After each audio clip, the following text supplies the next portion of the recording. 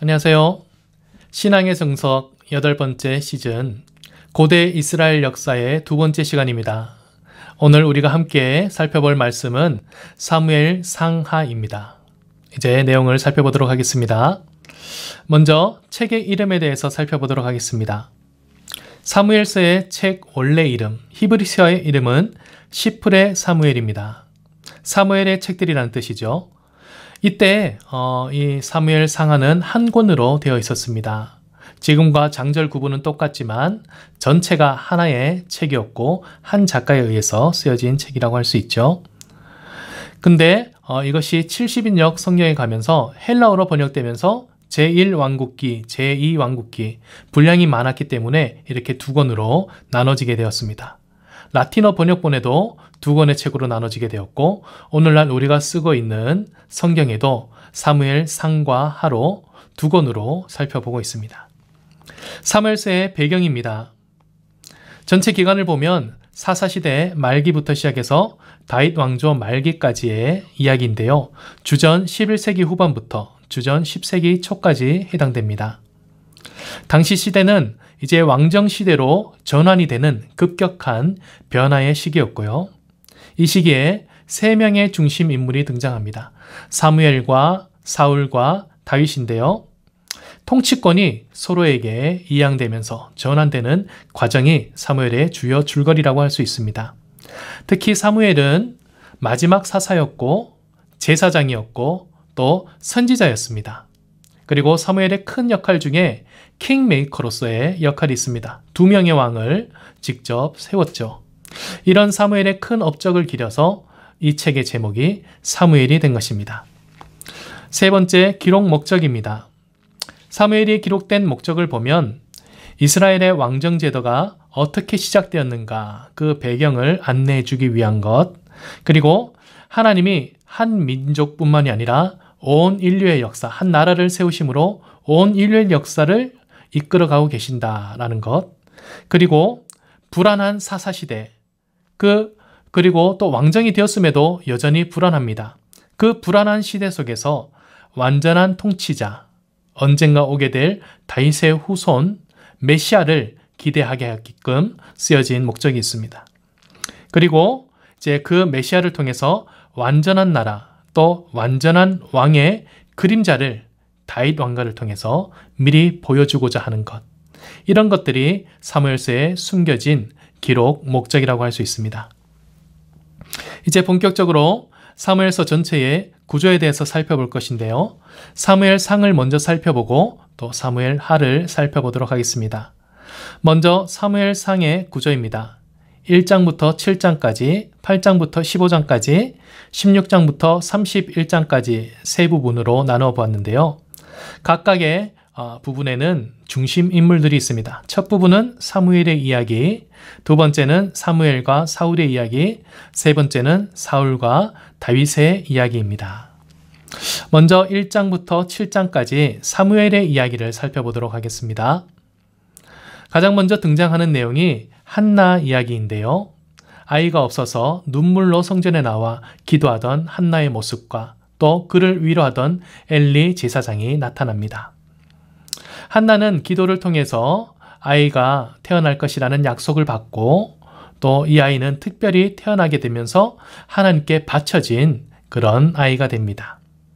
이런 사무엘의 특별한 탄생을 언급하면서 이 자녀가 앞으로 하나님 사역에 크게 쓰임받을 것이라는 것을 미리 알려줍니다. 그리고 이어서 엘리 가문이 소개가 되고 있는데요. 엘리와 그의 아들인 홈니와 비느하스는 이미 신앙심이 많이 무너져 있는 어두운 그때 당시 시대를 반영하고 있는 한 가문이었습니다. 하나님이 세우신 사사의 가문임에도 불구하고 그들은 하나님의 말씀을 잘 순종하지 못하고 특별히 엘리는 자녀들을 올바르게 양육하지 못하였습니다. 반면에 사무엘은 하나님의 음성을 듣고 하나님의 부름을 받은 거룩하고 또 하나님 기뻐하시는 아름다운 소년으로 자라가고 있음을 대비하여 보여주고 있습니다. 세 번째는 이제 블레셋과의 전투가 일어나게 되었는데 엘리의 아들들은 법궤를 들고 나가 전투에 임하게 됩니다. 하지만 정작 그 전쟁은 지게 되고 오히려 법궤를 빼앗기는 결과를 낳게 되죠. 그 소식을 들었던 엘리는 앉아있던 의자가 부러지면서 목이 부러져 죽게 되고 또 그 아들들도 전쟁터에서 죽게 되고 또 그 아들의 며느리도 아이를 출산하면서 죽게 됩니다. 그 출산한 아이의 이름을 이가봇이라고 붙였는데 그 뜻은 영광이 떠났다라는 뜻입니다. 이렇듯 엘리 집안의 멸망을 통해 당시 어두웠던 이스라엘의 모든 모습들을 대변하여 보여주고 있습니다. 이어서 법궤를 가져갔던 블레셋 그 나라에는 이 법궤를 다곤 신상 있는 곳에 두었는데 다곤 신성이 2번이나 넘어지고 부러지면서 이제 하나님의 임하심과 하나님의 권능을 그곳에서 보여주었죠. 그리고 블레셋 사람들이 역병으로 여러 곳에서 고통을 당했습니다. 그래서 법궤는 다시 이스라엘 지역까지 돌아오게 되었습니다. 두 번째 부분입니다. 8장부터 15장까지 사무엘과 사울의 이야기인데요.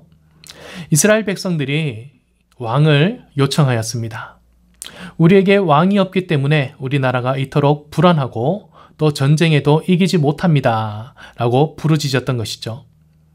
하지만 하나님은 이들의 왕을 요청하는 것이 단순히 왕을 요구하는 것이 아니라 하나님의 통치를 거부하는 행위로 보고 있었습니다. 그래서 하나님은 실망하였지만 그럼에도 이들에게 왕을 허락해 주십니다. 그래서 처음으로 초대왕으로 뽑힌 사람이 바로 사울이지요. 그러나 사울은 왕으로 뽑혀서 통치를 하면서 전쟁에 승리를 하긴 했지만 그 이후의 모든 행적을 보니 불순종하고 교만한 모습을 보였습니다. 특히 사무엘상 13장과 15장에 보면 혼자서 사무엘을 기다리지 않고 제사를 드린다라든가 아니면 아말렉과의 전투에서 모든 것을 다 불태우라고 했는데 전리품들을 취하는 등 하나님 말씀에 순종하지 않는 모습들을 보여주게 됩니다. 그래서 사울은 왕으로서의 자격을 잃어버리게 되었죠. 이제 세 번째 단락입니다. 16장부터 31장까지인데요. 사울 왕과 다윗 왕의 모습입니다. 표로 정리를 했는데요. 사울과 다윗은 여러 면에서 서로 대조가 되고 있습니다. 먼저 사울은 그 왕이 세워질 때부터 외모가 아주 출중하고 준수한 사람으로 세워졌습니다. 키도 크고 인물도 참 좋았던 사람이죠. 그러나 다윗은 그 외모가 아니라 마음 중심이 하나님을 향하여 있는 사람을 세웠던 것입니다. 사울은 골리앗을 보고 두려워하였지만 다윗은 골리앗을 보고 여호와를 의지하여 무찔렀습니다. 사울은 악령에 시달리고 고통받았습니다만 다윗은 그 악령으로 힘들어하는 사울에게 수금으로 악령을 물리치는 역사를 행해 주었습니다. 사울은 전쟁을 핑계로 다윗을 죽이려고 했습니다. 하지만 다윗은 그 모든 전쟁마다 다 승리를 하게 됩니다. 사울은 시기심으로 인해 다윗을 끝까지 쫓아가 유대 광야에서도 죽이려고 했지만 다윗은 사울을 죽일 수 있는 2번의 기회를 만났음에도 불구하고 그것을 하지 않고 하나님을 의지하여 모든 시기를 잘 버텨갔습니다. 사울은 사람들이 점점 떠나갔습니다. 그의 딸 미갈과 아들 요나단도 사울을 멀리하기 시작했습니다. 하지만 다윗은 미갈과 요나단 이런 사울의 가장 가까운 사람들 뿐만이 아니라 여러 백성들로부터 사랑을 받는 사람이 되었습니다. 사울의 리더십은 점점 사라져갔고 다윗은 왕으로 준비되어 갔습니다. 사울은 심지어 신접한 여인의 말을 들었지만 다윗은 선지자의 말을 올곧게 들었습니다. 사울은 영적으로 참 둔한 사람이었습니다. 하지만 다윗은 하나님을 전적으로 의지했던 사람이라고 할 수 있습니다. 이런 대조적인 두 사람의 모습을 보여주면서 아울러 다윗이 그 왕위를 획득하게 되었을 때 그 왕위가 정당하다라는 것을 사무엘상은 보여주고 있습니다. 다윗은 기회가 있었음에도 사울을 죽이려고 하지 않았습니다.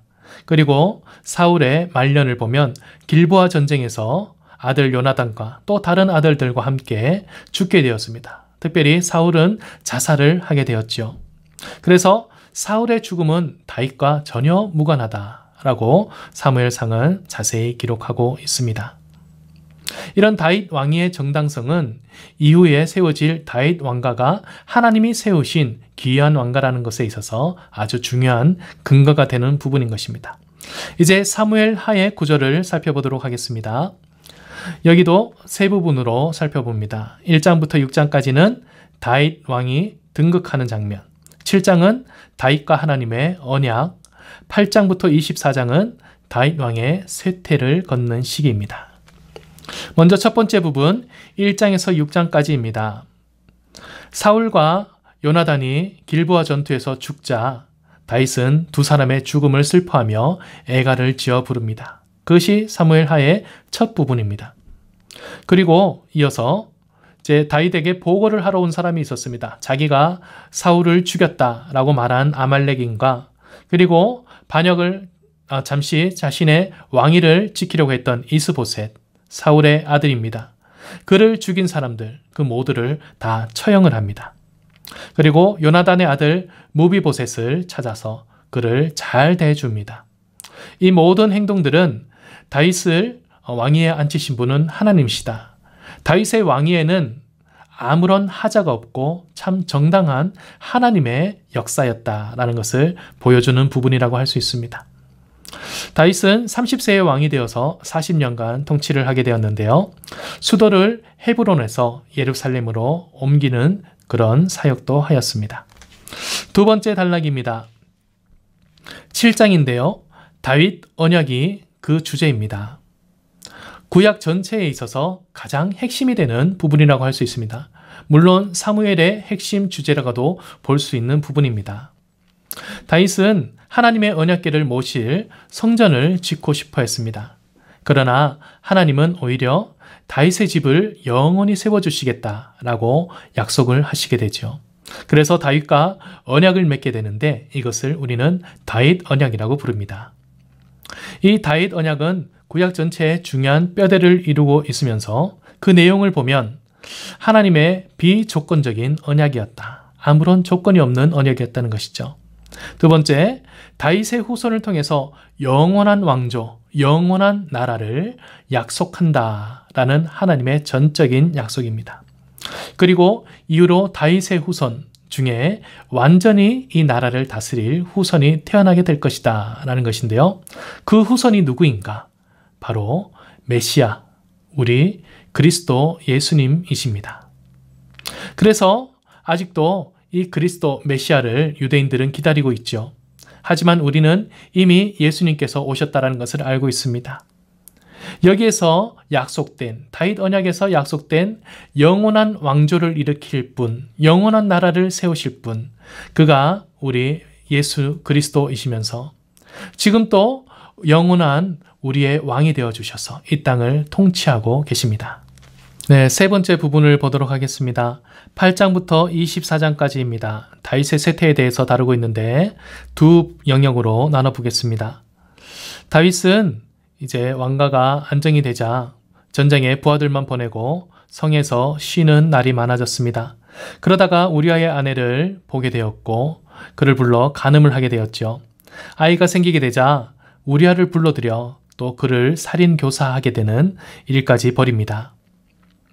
이렇게 큰 죄를 저지른 다윗은 그 왕가 안에 끝없는 재난이 일어나게 되는 것을 보게 됩니다. 그 내용은 아이가 태어나서 죽게 됩니다. 그리고 맏아들인 암논이 이복누인 다말을 강간을 하게 되고 또 그 오빠 압살롬이 동생의 죽음을 슬퍼하며 동생의 이 강간당함을 분하게 여겨서 형인 암논을 죽이게 되죠. 그리고 압살롬은 반역하여서 다윗 왕과 전쟁을 벌이게 됩니다. 이 반역을 통해서 압살롬도 죽게 됩니다. 또 이후에 마지막 부분에 가면 다윗은 인구조사를 하게 되는데요. 이것은 다윗이 자기 세력을 과시하고자 하는 교만에 의한 행동이라고 말하고 있습니다. 그래서 그 진노로 하나님의 역병이 돌게 됩니다. 다윗의 쇠퇴 두 번째 부분입니다. 이런 하나님의 진노 속에 있었던 다윗은 그럼에도 불구하고 선지자의 질책을 받고 회개를 하게 됩니다. 하나님 앞에 철저히 눈물로 회개하고 돌이키는 모습을 보여주고 있습니다. 그것은 시편 32편과 51편에 잘 나타나 있습니다. 그리고 하나님은 밧세바를 통해서 솔로몬이라는 아들을 주시는 축복을 더하여 주셨습니다. 그리고 사무엘하 마지막 부분에 보면 다윗은 아라우나의 타작마당을 구입을 하게 되는데요. 이곳은 이후에 성전이 세워지는 성전 터전이 되고 있습니다. 이렇게 사무엘하의 모든 내용은 끝이 나게 됩니다. 사무엘상과 사무엘하를 살펴보면 사무엘이 하나님의 명령을 받아 두 왕을 세운 이야기와 또 첫 번째 왕인 사울이 자신의 교만과 불순종으로 인해서 멸망하는 장면, 그리고 두 번째 왕인 다윗 또한 자신의 죄악과 불순종의 모습이 있었지만 회개하여 다시 일어나고 하나님의 축복과 영원한 언약 속에 거하는 장면을 살펴볼 수 있었습니다. 우리는 이들의 모습을 통해서 우리 또한 많은 죄가 있음에도 불구하고 하나님 앞에 회개하고 다시 일어선 다윗처럼 하나님 앞에 굳건히 서는 사람들이 될 수 있어야겠습니다. 그리하여서 하나님이 우리에게 약속하신 하나님의 많은 축복들과 또 우리가 감당해야 될 이 땅의 사명들을 잘 감당할 수 있는 사람들이 될 수 있어야겠습니다. 네, 이것으로 두 번째 시간 사무엘상하에 대해서 마치도록 하겠습니다. 감사합니다.